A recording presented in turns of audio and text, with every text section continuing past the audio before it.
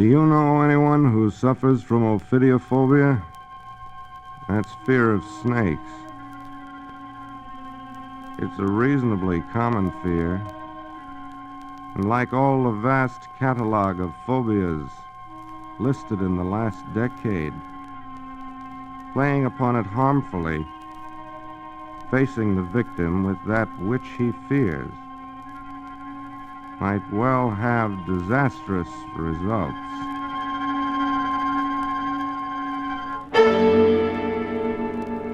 Hello, creeps. This is T4Y, opening the doors of the Mystery Playhouse. Our story tonight is guaranteed to frighten you, to leave you 25 minutes from now cold with horror. Our author has been called the modern Edgar Allan Poe. Most of you are familiar with his works, both here on the Mystery Playhouse and on many of the suspense programs which you hear each week. His name is Cornell Woolrich. The story is called A Death is Caused. On the terrace of a smart cafe sit two smartly dressed young women. Only a certain languorous warmth in the air betrays the fact that the scene is a restaurant on a tropical island. Their conversation, one would imagine, would be the same small talk going on about them. Yet, as we draw closer to their table, we hear the attractive brunette say, "Then why don't you kill him, Pauline, if you hate him so much?" Wives who kill their husbands are generally arrested, Marie. Only if they do it in the usual foolish way. Now, if I'd married Donald and wanted to get rid of him... You were in love with Donald before I married him, weren't you? Oh, I might have married him if you hadn't. He's worth several million. That's a lot to pass up. But, as I was saying, if I wanted to get rid of him, I'd simply find his weakest point and turn it against him. Weakest point? Yes. Some fear of his. See? Well, everyone is afraid of some one thing. Fire, water, falling off a cliff. You must know his. Yes, maybe I do. Well? Snakes. Snakes? Oh, that's nothing, dear. Most people have an aversion to the slimy thing. Oh, no. His goes deeper than that. We saw one once along a path. I thought he was going to have an attack of some sort. Later, he admitted he had a mortal fear of the things. Wouldn't even let me mention them again. Well, that could be our point of attack. Now, if he were to think there were a deadly poisonous snake loose in the house with him... Oh, but how could I get a poisonous snake into the house without risking my own life? Well, it wouldn't really be poisonous, Pauline. It would make him believe it was. And his imagination would do the rest. Finish your cocktail, dear. You mean it would really be death by imagination? Well, of course. Now, see here. You know that closet under the stairs in your house? Well, if Donald should be trapped in that closet and made to believe a snake is in there in the dark with him, if he thinks he can't get away from it or see it to kill it, no human could stand that, especially Donald with his phobia. But then it wouldn't seem like murder at all, would it? Well, of course not, darling. Plant the snake in a box or a basket. Let him see it there first, and then take the snake out when he isn't looking and put the empty basket in the closet, tipped over, so he'll think the snake has crawled out. And there's your murder. Death by imagination, with no clues left behind. Oh, but Marie, if it's dark in the closet, how could he see the overturned basket? Most men carry matches. When you have a chance, take all but one out of his pocket. That should burn just long enough for him to see the basket, but not long enough for him to be able to search for the snake. But he'd be terrified and scream. Wouldn't the neighbors hear him? Not if you turned on the radio, loudly. No. I could never handle a snake, Marie. You know how bad my heart is. You'll find you can do a lot of things when you're driven to it. But just for fun, try it out first without the snake. Just pretend you've seen one in the house. Watch his reaction. You'll see that I'm right. Oh, dear.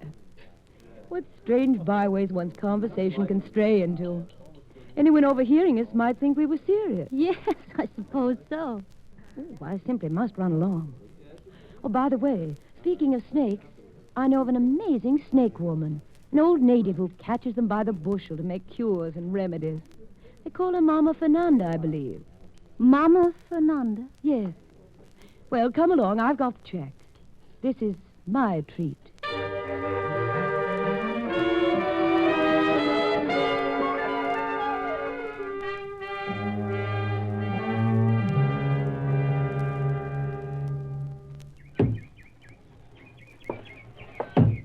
Pauline?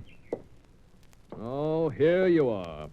On the sofa again. Donald, something horrible happened today. Well, quit swooning. Sit up and tell me about it. Well, I went into the closet to get a vase for some flowers. The big closet under the staircase. You know how dark and damp it is in there. Yes, Pauline, I know. Get to the point. Well, I reached down in the dark. I knew right where I'd put the vase the last time. Then Well? I heard something. Something in the closet with me. What was it? A hissing sound. What? A hissing sound. I was paralyzed with fear, Donald, because just then my hand touched something cold and slimy. I don't believe it. It's true. There was a snake in that closet with me. You imagined it. Oh, no, Donald, because just then I saw it sliding across the floor out into the living room. Did you get it? Was it killed? Well, I couldn't risk my life. It might have been deadly poison. You fool! Where did it go? That's the horrible part of it. I don't know. It couldn't have gotten out. It must have. No, Donald. I saw it. That snake is still here, hiding somewhere in this house.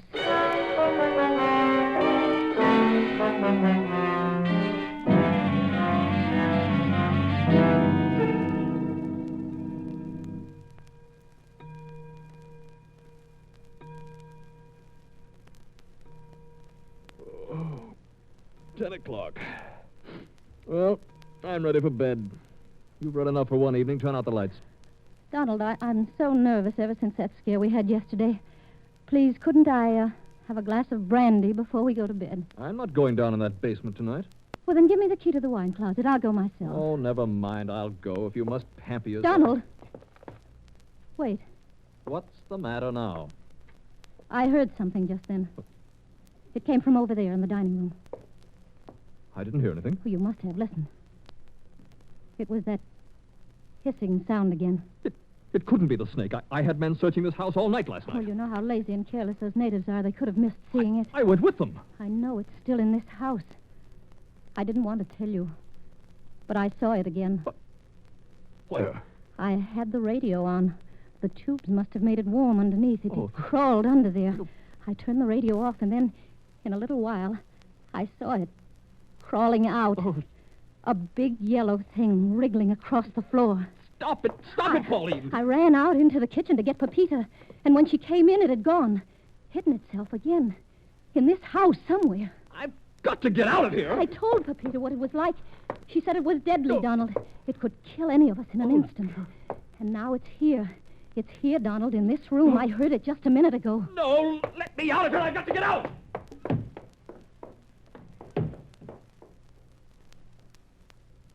You were right, Marie. It works. It works beautifully. His mind, his imagination can kill him. When I set the stage. And it won't even be murder.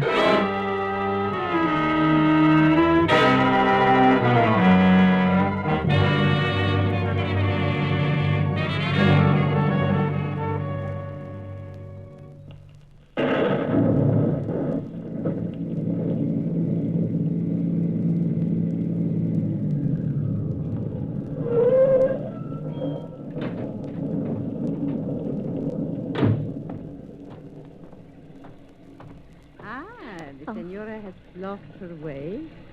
No, I don't think so.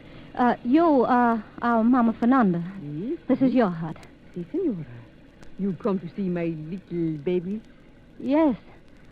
I want to borrow one of your snakes. Si. But it must be the kind that's not dangerous. Its bite mustn't kill. You understand that? Si, senora. No poison. Harmless. I understand. Come in my hut. Oh, Come, Senora, come. There is nothing to fear. I have all my babies in jars. You see, the basket. Leave the door open, please. It's stifling in here. As you wish, Senora. Come, see this basket here. This one is my pet. You're sure it has no poison? No poison, Senora. Look, I show you. I let him bite me on the arm. Oh, no, please don't. He is the ugliest one. That is why I put him in this pretty new basket with fresh leaves. I give you the basket too, Senora. When I want to pick it up, must I use my hand? Oh, no, Senora. I give you the stick with the fork on the end. Uh-huh. Will you show me how to pick him up? Oh, see? So, you put the stick flat on the ground like this, underneath him. You see? Mm-hmm. Always in the middle, not too far at one end, not too far at the other. Then lift him straight. Oh, look. We have to wake him up. Put him back in the basket. Si, Senora. Here is some money. Gracias. Is that enough? Oh, si, Senora. More than enough for the basket, too. Well, take it anyway. Gracias. Good night.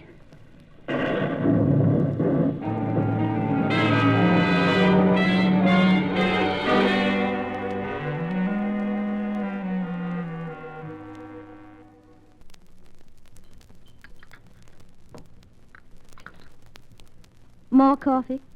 I have enough, thank you. Dining by candlelight has such charm. Don't you think so, Pauline? So conducive to domestic harmony. Where's Pepita? I let her go. I let all the servants go. There's some sort of celebration the natives are having. I haven't heard about it. Sorry if that annoys you. Everything about you annoys me. Then why don't you let me go? Why do you keep me here, Donald? The door is open. I've told you can go. You know I can't just walk out into the street. I'm thousands of miles from home. I've no money to get back to the States. Well, you'll just have to stay then, Pauline. Donald, you don't love me. You keep me here to torture me. It's the only diversion you have. Why shouldn't I? You married me for my money. I bought you. I shall amuse myself with you as I choose. Very well. I'd better light fresh candles on the buffet. These are about finished. Suit yourself. The men still haven't found the snake, have they? I told you not to speak of that again. I wonder where it could be hiding. Did you hear what I said? What's that you're taking out of the buffet cabinet? I don't know what it is. Just a basket. One of the servants must have brought it in and left it here by mistake. Something they wanted to take to the celebration, probably, and forgot. Just occurred to me. Might be colorful on the table here, between the candles. You're a fool, Pauline. Sit down. I'm sorry about the dessert. Can't I get you some fruit? Have we got any? Well, there's probably some in this basket here. You mean you haven't looked inside? No. Why don't you? Oh, by golly, I will. It's about time we found out what the servants might be carting away from here. Oh, careful now. Don't spill your coffee. Well, is there any fruit inside? Wait, I can't see. Oh, Pauline! What is it? The snake! It's in that basket. In there? I saw it with my own eyes. It opened its mouth and reared at me. Help me, Pauline. All right, Donald. I'll take the basket out into the kitchen. Be careful. Keep the lid on the basket. I saw it. I saw it. It touched my hand. There. Go on, I'll put it outside. It's like when I was a kid one time.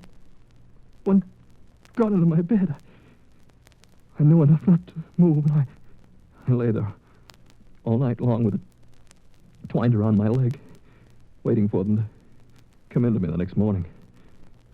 They managed to kill it without my being bitten, but I've never forgotten it. It scarred my mind for life. Go in the bedroom and lie down. Oh, this is the first one I've ever been that close to since then. My hand was only inches away. Go on now. Get some rest. Yes, I've got to lie down. Lock the screen doors. All of them. Tight. It may come back in again some way.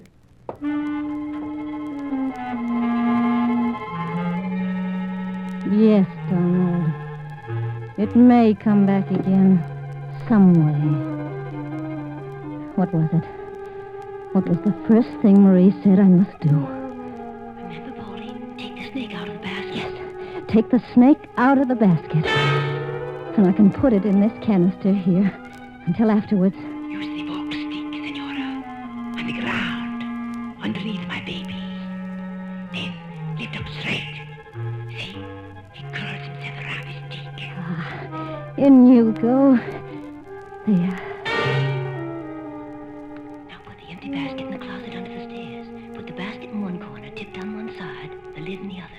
Now, what else? What? Oh, yes, the matches. Did you leave him just one match in his pocket? You did? Good. Now hurry. Hurry into that closet.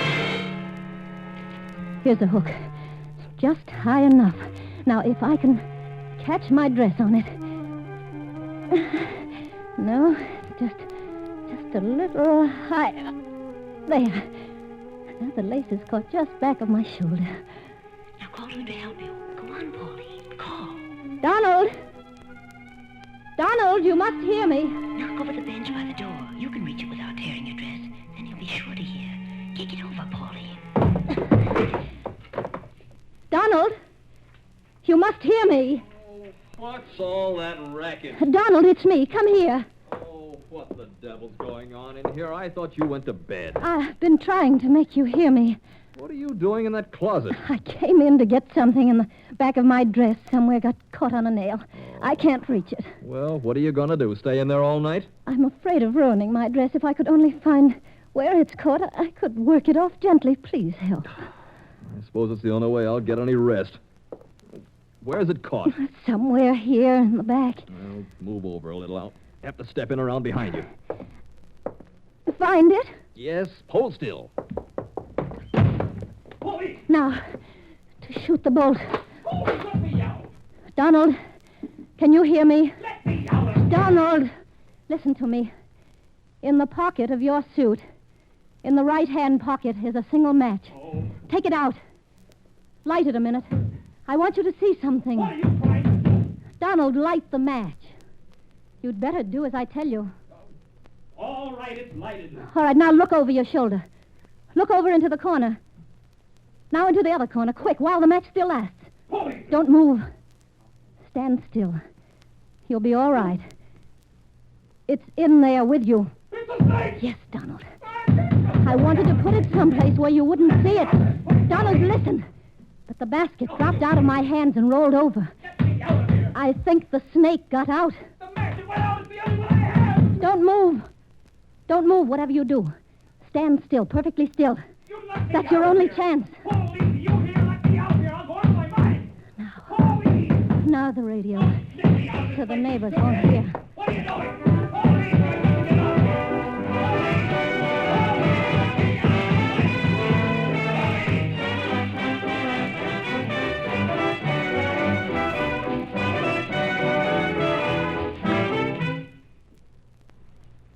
He stopped calling. It's quiet now.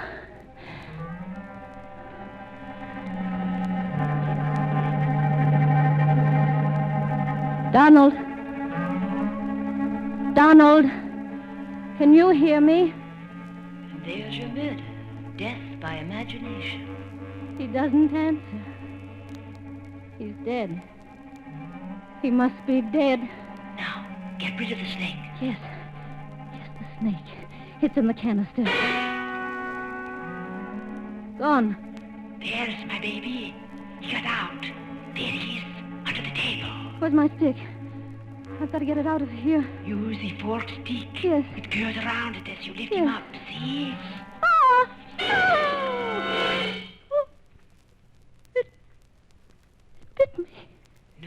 poison, Senora.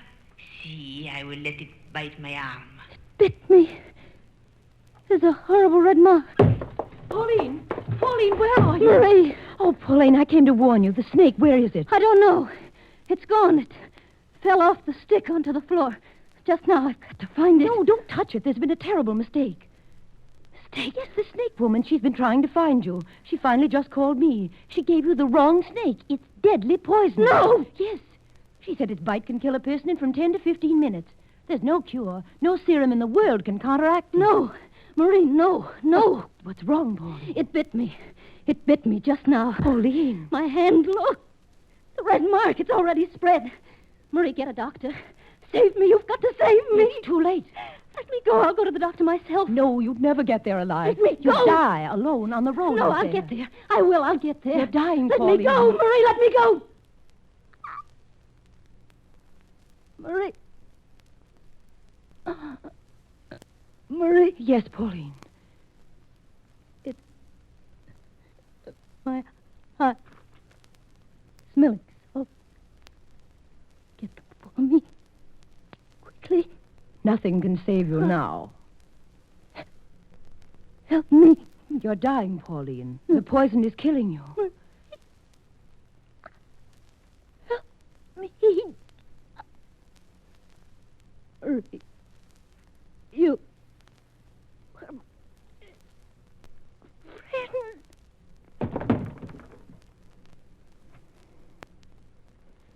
Goodbye, Pauline.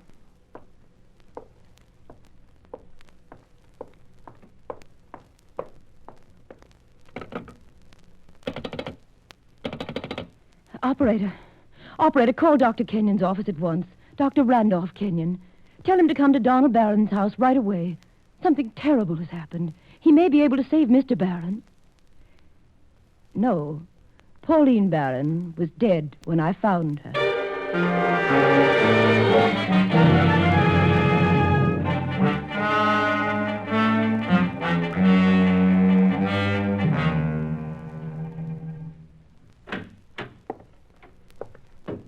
Dr. Kenyon, how is Donald? It'll take time, Miss Stewart, but he'll recover eventually. Oh, thank goodness. He's asking for you. I'll look after him, Doctor. I'll see he gets the best of care now that she's gone. It was fortunate for him he lost consciousness in that closet. It may have prevented him from going completely mad. What do you suppose could have happened that night? Well, Mr. Barron might have been locked in that closet by some accident. Who knows? Then, before she could let him out again, the snake bit her? Something like that, yes. But I thought the medical examiner said Mrs. Barron died of a heart attack. So she did. They found the snake, you know. She must have thought it was poisonous when it struck, and the shock killed her. You know, definitely, then, that the snake was not poisonous. She just imagined? Yes, it was perfectly harmless. You might say Mrs. Barron frightened herself to death. That it was... Death by imagination? Yes. Yes, that's it exactly. How tragic. I wonder how she ever got the impression in the first place that the snake was poisonous.